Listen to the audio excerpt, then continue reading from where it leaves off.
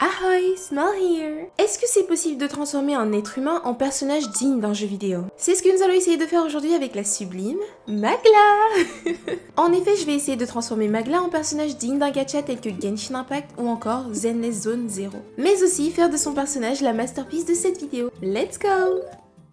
Au vu de l'ampleur de la tâche, j'ai choisi un plan très simple. Étape 1, le moodboard. En récupérant les photos de Magla sur Pinterest, une idée claire a commencé à naître en moi. Elle est devenue si imposante que je ne voyais plus qu'elle. Les photos de Magla crient confiance en soi, stylish woman, une personne qui a de l'allure, qui est indépendante et forte. C'est un champ lexical qui rappelle assez bien celui de la femme fatale. So, she shall be a femme fatale.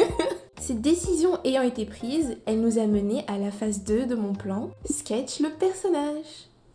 Après un échange houleux avec la page blanche, sur Poirier, j'effectue une première session de gribouillage et pendant 40 minutes, mon but est de sortir tout ce que le moodboard et le mot femme fatale m'inspirent.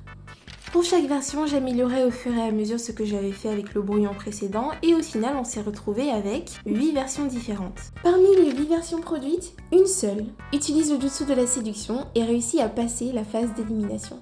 Mais ce n'est pas suffisant. Pour devenir Hokage, mon chara-design doit pouvoir concourir aux côtés de ceux de Zenless Zone Zero. Il faut donc aller au-delà de l'idée. C'est ainsi qu'à force d'observation et de réflexion, le thème de la rose s'est immiscé dans mon esprit.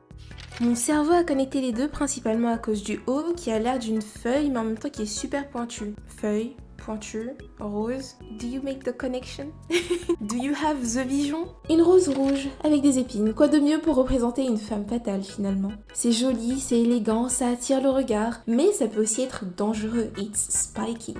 Ce champ lexical est à mon avis totalement analogue à celui de la femme fatale. Grâce à cette nouvelle révélation, voici la version finale du design du personnage. Le chara-design est enfin prêt, il était temps de passer à la phase suivante, le splash art. Trouver la bonne pose n'a pas été simple. À l'origine, j'avais une idée très claire dans ma tête, mais après l'avoir testée, je me suis rendu compte qu'elle ne ferait pas justice ni au chara-design, ni même à Magla. L'idée, c'était de la représenter avec des bombes de peinture à la main qui s'élèvent vers le ciel et qui retombent sur ses vêtements qui auraient été, dans ce cas-ci, assez noirs, assez sombres, pour un peu dire qu'elle met de la couleur dans nos vies. La pose était trop rigide et ça manquait cruellement de personnalité. Cependant, après avoir doodle plusieurs poses insatisfaisantes, j'ai trouvé la pose parfaite pour ce dessin. Tiens donc, une personne qui n'est pas abonnée. Mais qu'est-ce que t'attends? Abonne-toi. La pose trouvée, le plus difficile restait encore à venir. Mon style de dessin ayant évolué avec le temps, il ressemble à ça. À peu près, hein. Mais nous, on doit dessiner elle. Vous voyez où je veux en venir ou pas?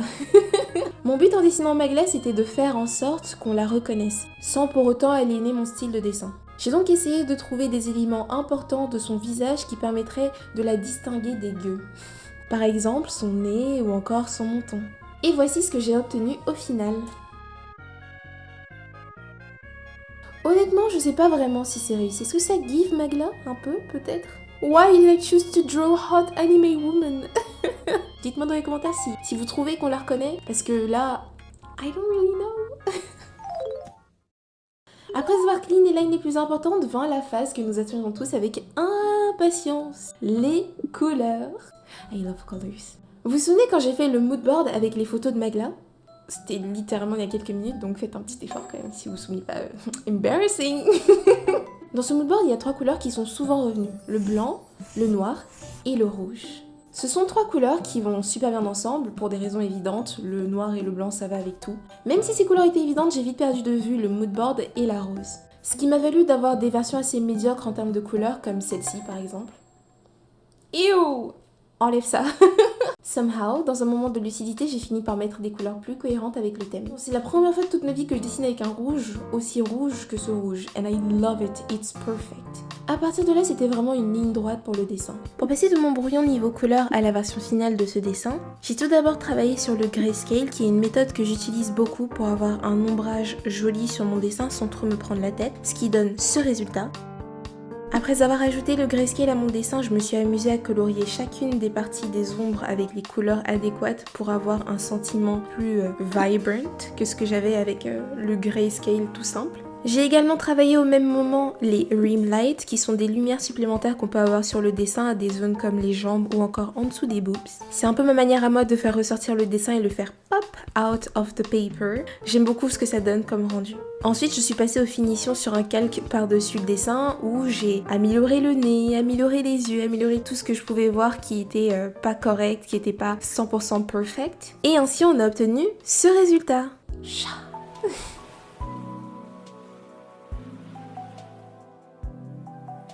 Bon, c'est bien beau tout ça, mais ça fait un peu vide.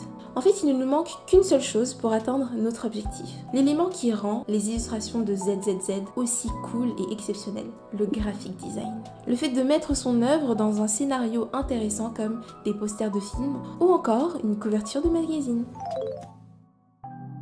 Côté design, je commence à avoir mon petit lot d'expérience à force de jouer sur Figma à mes heures perdues. Pourtant, je n'ai jamais fait de page de magazine ni de couverture de magazine. À part si celle que j'ai faite pour mes poupées quand j'étais petite compte, mais je pense pas. Tout au long de la phase de dessin, j'avais déjà en tête de faire cette couverture, donc j'ai fait quelques tests médiocres au possible en m'inspirant de celle de Zenless. Malheureusement, après plusieurs heures de travail, je me suis retrouvée face à un problème de taille. J'avais le choix, beaucoup trop de choix. Avec plus d'options que ce que mon cerveau peut supporter, je me suis retrouvée face à une impasse. Comment choisir les bonnes couleurs pour le fond, pour les éléments sur l'image? Comment choisir les éléments pour l'image? Comment choisir la police d'écriture? Comment choisir? C'est alors que je suis retournée regarder mon moodboard initial et en fait, la réponse était sous mes yeux depuis le début.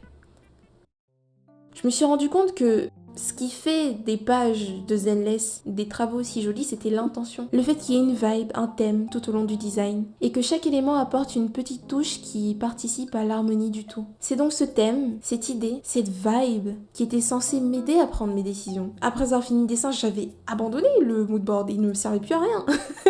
Mais par exemple, en regardant mon moodboard, je me dis quoi? Que le rose en fond, ça ne marche absolument pas. Ça ne fait pas du tout femme fatale. Suffit d'écrire femme fatale sur Pinterest pour avoir la réponse. This is not the color. Avec mon intention de retour dans mon champ de vision, j'ai recommencé du début et après 2 heures de travail, voici le résultat que j'ai obtenu. Je n'arrive toujours pas à croire que c'est moi qui ai fait ça.